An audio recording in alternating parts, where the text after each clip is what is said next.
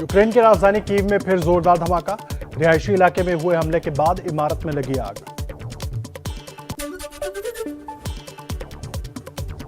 राजधानी कीव पर कब्जे की कोशिश में जुटी रूसी सेना। कीव समेत यूक्रेन के कई बड़े शहरों में बज रहे हैं सायरन।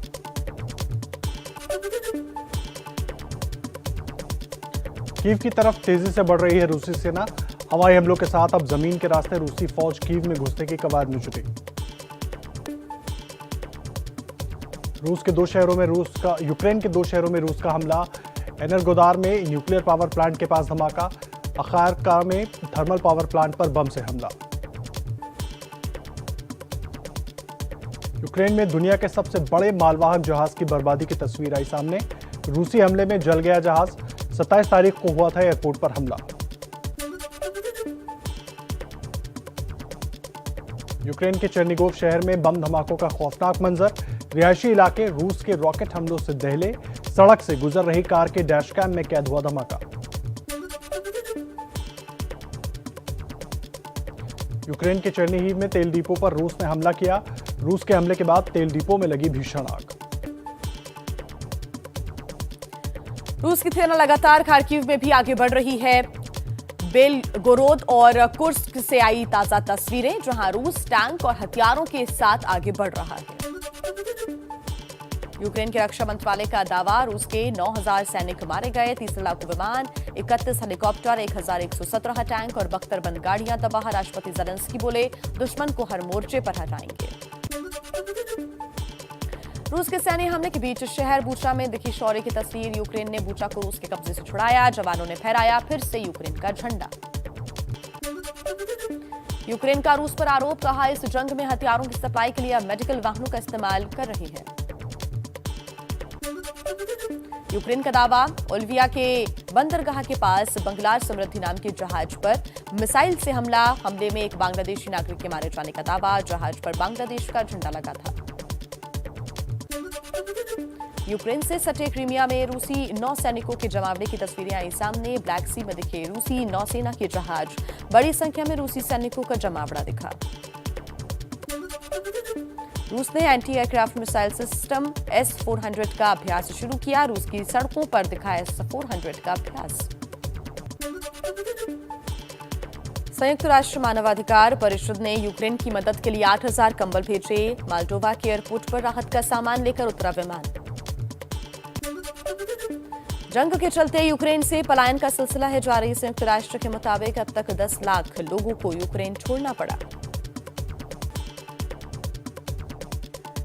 रूस के राष्ट्रपति पुतिन का फिर बड़ा दावा, कहा यूक्रेन ने 3000 से ज्यादा भारतीयों को बंधक बनाया। हमारी सेना लोगों को निकालने में मदद कर रही है।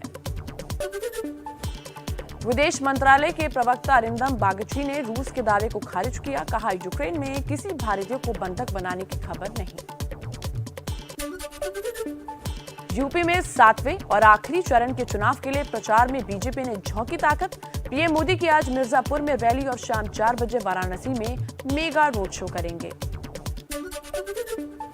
समाजवादी पार्टी के अध्यक्ष अखिलेश यादव भी प्रचार में दिखाएंगे दम। आज गाजीपुर, मऊ और वाराणसी में चुनाव प्रचार करेंगे।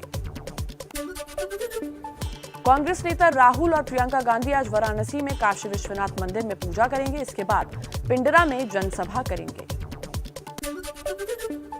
यूपी में छठे चरण के लिए 10 जिले की 57 सीटों पर हुआ मतदान। 53% से ज्यादा मतदान। 10 मार्च को आएंगे नतीजे। जौनपुर और चंदौली में मोदी ने की बड़ी रैली। माफिया और परिवारवाद के मुद्दे पर समाजवादी पार्टी को जमकर घेरा।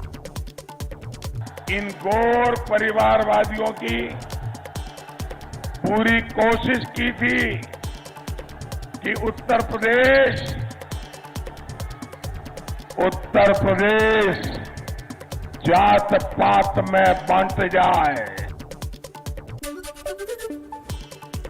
यूपी में 7वें चरण के चुनाव के लिए सीएम योगी का गाजीपुर में प्रचार। बोले, मेरी रैली में बुलडोजर भी खड़ा है। आज आपने देखा होगा हमारे बुलडोजर की ताकत को। वो बोलता नहीं है, बड़े बड़े माफियाओं की बोलती बंद कर देता है। समाजवादी पार्टी के अध्यक्ष अखिलेश यादव का फिर बड़ा बयान, बोले जनता पूर्वांचल में बीजेपी का सफाया कर देगी। मुझे भरोसा है कि इस बार पूर्वांचल पूरा भारतीय जनता पार्टी को साफ कर देगा। वाराणसी में ममता बनर्जी और अखिलेश यादव की साझा रैली हुई। ममता बोली, बीजेपी के कुछ लोगों ने मेरा काफिला रोकने की कोशिश की, मैं ऐसे लोगों से नहीं डरती, मैं फाइटर हूं।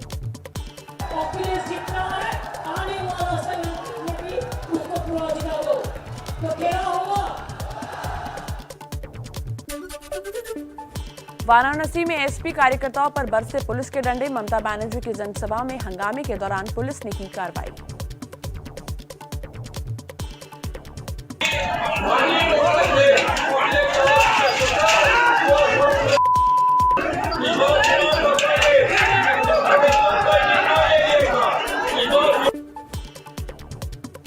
यूपी के चंदौली की रैली में प्रियंका गांधी का बीजेपी पर निशाना, कहा धर्म की राजनीति पर जनता को गुमराह करती है ये पार्टी।